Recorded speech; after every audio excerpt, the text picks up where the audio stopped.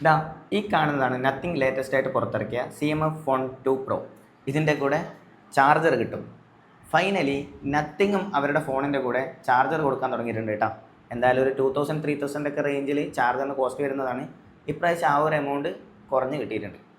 പിന്നെ ഫോണിലേക്ക് വരികയാണെന്നുണ്ടെങ്കിൽ എനിക്ക് തോന്നുന്നു നത്തിങ് ഇപ്രാവശ്യം ഈ ഫോൺ ഇറക്കിയത് മെയിൻലി ക്യാമറ ഫോക്കസ് ചെയ്തിട്ടാണെന്ന് തോന്നുന്നു. എന്താണെന്ന് വെച്ചാൽ 50 മെഗാ പിക്സലിൻ്റെ മെയിൻ ക്യാമറയും 50 മെഗാ പിക്സലിൻ്റെ ടെലിഫോട്ടോ ക്യാമറയും 8 മെഗാ പിക്സലിൻ്റെ അൾട്രാ വൈഡ് ക്യാമറ ഇതിൽ കൊടുത്തിട്ടുണ്ട് കേട്ടോ. ക്യാമറ ഓറിയൻറ്റഡ് ആയിട്ടൊരു ഫോൺ 18,000 ബിലോ ബഡ്ജറ്റിൽ ക്യാമറ ഓറിയൻറ്റഡ് ആയിട്ടൊരു ഫോൺ നോക്കുന്നവർക്ക് ബെറ്റർ ഓപ്ഷനാണ് ഇത്.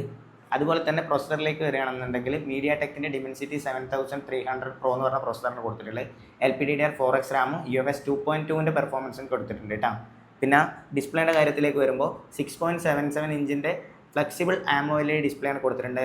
3000 നിറ്റ്സിൻ്റെ പീക്ക് ബ്രൈറ്റ്നെസ്സും അതുപോലെ തന്നെ 120 ഹെർട്സിൻ്റെ റിഫ്രഷ് റേറ്റും കൊടുത്തിട്ടുണ്ട്. ഈ ഒരു സെഗ്മെൻറ്റിൽ ഏറ്റവും കൂടുതൽ ബ്രൈറ്റഡ് ആയിട്ടുള്ള ഫോൺ എന്നാണ് കമ്പനി അവകാശപ്പെടുന്നത്. അതായത് ഏറ്റവും കൂടുതൽ ബ്രൈറ്റ്നെസ്സിലെ ഡിസ്പ്ലേ എന്നാണ് കമ്പനി അവകാശപ്പെടുന്നത്. എനിക്ക് തോന്നുന്നു ഇതിൽ 5000 mAh ബാറ്ററിയാണ് കൊടുത്തിട്ടുള്ളത്.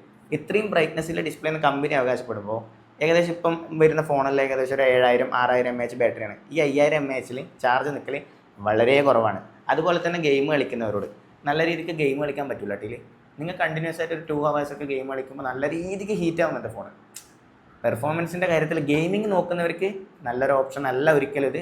ഗെയിമിംഗ് നോക്കുന്നവർ വേറെ ഏതെങ്കിലും മോഡലിലേക്ക് മാറാം. അല്ലാതെ പെർഫോമൻസ് നോക്കുന്നവർക്ക് നോർമൽ എനിക്ക് ക്യാമറ അതുപോലെയുള്ള മറ്റുള്ള കാര്യങ്ങളൊക്കെ നോക്കുന്നവർക്ക് നല്ലൊരു പെർഫോമൻസ് കിട്ടുന്ന ഫോണായത്. പിന്നെ സ്പീക്കറിലേക്ക് വരികയാണെങ്കിൽ മോണോ സ്പീക്കറാണ് കേട്ടോ.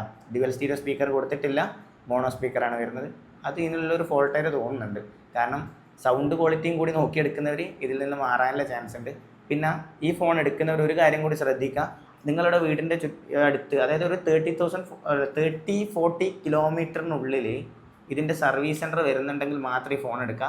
എന്താണെന്ന് വെച്ചാൽ ഇതിൻ്റെ ഡിസ്പ്ലേ അതുപോലെ സ്പെയർ പാർട്സുകളൊന്നും നമ്മുടെ നോർമൽ ലോക്കൽ മാർക്കറ്റ് കിട്ടില്ല. ഡയറക്റ്റ് സർവീസ് സെൻറ്ററിൽ പോകേണ്ടി വരും. എന്ത് പ്രശ്നം ഉണ്ടെങ്കിലും ഡയറക്റ്റ് സർവീസ് സെൻറ്ററിൽ പോകേണ്ടി വരും. അപ്പോൾ മാക്സിമം ശ്രദ്ധിക്കുക. എടുക്കുന്നവർ മാക്സിമം അടുത്ത് സർവീസ് സെൻറ്ററിൽ ഉണ്ടോ എന്ന് അന്വേഷിച്ചതിന് ശേഷം മാത്രം എടുക്കുക. ഇല്ലാന്നുണ്ടെങ്കിൽ പണി കിട്ടുമേ.